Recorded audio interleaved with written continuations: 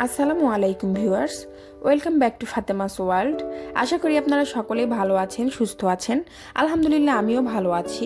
আজকে আমি আপনাদেরকে তৈরি করে দেখাবো চিকেন কারি। চলুন তাহলে দেখে নেওয়া যাক রেসিপিটি। আমি এখানে 2 কেজি ওজনের চিকেন নিয়েছি। চিকেনটাকে বাজার থেকে পরিষ্কার করে নিয়ে এসেছে। আমি এখন এখানে শুধু কেটে পরিষ্কার করে ধুয়ে নিয়েছি। আমি লেবুর রস দিয়ে আধা ঘন্টা মতো মেখে রেখেছিলাম, তারপর আবার পরিষ্কার পানিতে ধুয়ে নিয়েছি মাংসগুলোকে। আমি এখানে মরিচ গুঁড়া দিলাম 2 টেবিল চামচ, হলুদ গুঁড়া দিলাম 1 টেবিল চামচ, গরম মশলার গুঁড়ো দিলাম 1 টেবিল চামচ, ধনিয়া গুঁড়া দিলাম 1 টেবিল চামচ, আদা বাটা দিয়েছি 1 টেবিল চামচ, রসুন বাটা দিলাম 1 টেবিল চামচ, জিরে বাটা দিলাম 1 টেবিল চামচ, লবণ দিচ্ছি স্বাদ অনুযায়ী। এখন সবগুলো উপকরণের সঙ্গে চিকেনটাকে খুব ভালোভাবে মেখে নিচ্ছি। আমি এখানে কিছু গোটা গরম মশলা নিয়েছি, ছোট এলাচ, বড় এলাচ, তেজপাতা, দারুচিনি, লবঙ্গ, গোলমরিচ। আমি যেহেতু গরম মশলার গুঁড়ো দিয়ে ম্যারিনেট করে নিয়েছি, সেজন্য আমি গোটা গরম মশলা অল্প নিলাম। পেঁয়াজ কুচি করে নিয়েছি। আমি এখন তেলগুলোকে গরম করে নিচ্ছি। তেলের মধ্যে গোটা গরম মশলাগুলো দিয়ে দিলাম।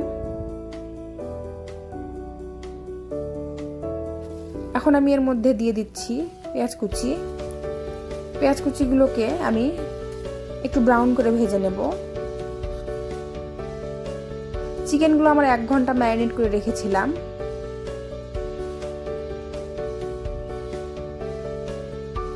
পেঁয়াজ কুচিগুলো ব্রাউন হয়ে গেছে। এখন আমি এর মধ্যে দিয়ে দেব ম্যারিনেট করে রাখা চিকেনগুলোকে।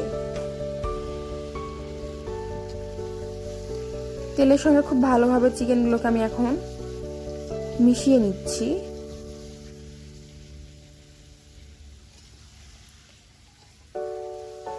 চিকেনগুলোর মধ্যে আমি কোনো পানি দেব না।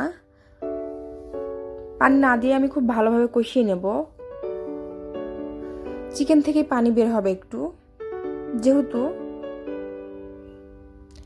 ফ্রোজেন চিকেন না, সেজন্য পানি খুব বেশি বের হবে না।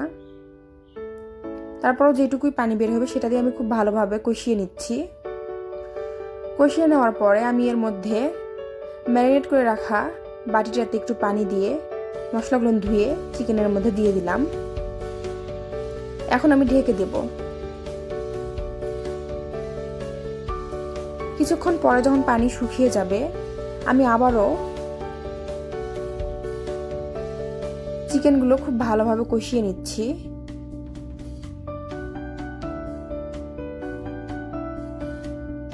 পাঁচ মিনিট মতো আমি আবারও চিকেনগুলোকে কষিয়ে নিচ্ছি।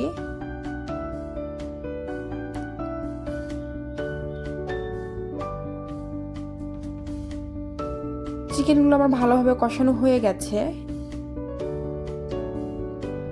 এখন আমি এর মধ্যে আবারও 1 কাপ মতো পানি দিয়ে দেব। যেহেতু এগুলো আমার দেশি চিকেন না, এগুলো আমি ফার্মের নিয়েছি, সেজন্য খুব বেশি পানি দেব না। বেশি পানি দিলে সেদ্ধ বেশি হয়ে যাবে, খেতে ভালো লাগবে না।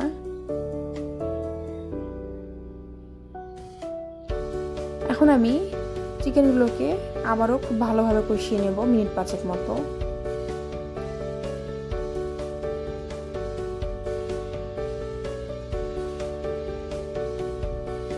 মিনিট 5 কষানোর পরে দেখা যাবে তেল উপরে উঠেছে।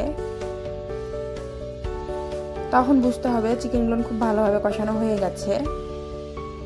এখন আমি এর মধ্যে দিয়ে দেব ঝোলের জন্য পানি।